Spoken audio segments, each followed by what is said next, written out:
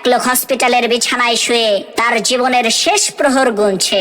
এদিকে তার পরিবারের লোকজন আর হসপিটালের একজন নার্স তার বিছানার পাশে দাঁড়িয়ে আছে। এমত অবস্থায় মৃত্যু শয্যায় শুয়ে থাকা ওই ব্যক্তি তার বড় ছেলেকে কাছে ডেকে বলল, বাবা, ঢাকার গুলশানের আলিশান 10টা বাড়ি আমি তোমাকে দিয়ে গেলাম। এরপর তার একমাত্র মেয়েকে কাছে ডেকে বলল, মারে, বনানীর 5টা ডুপ্লেক্স বাড়ি আমি তোমাকে দিলাম।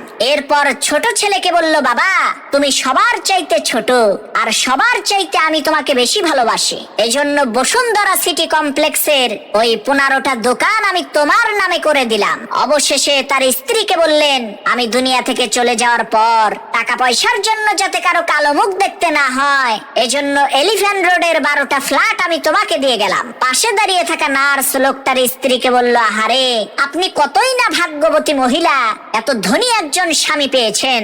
মৃত্যুর আগে আপনার স্বামী আপনাদেরকে কত ধনসম্পদ দিয়ে যাচ্ছে।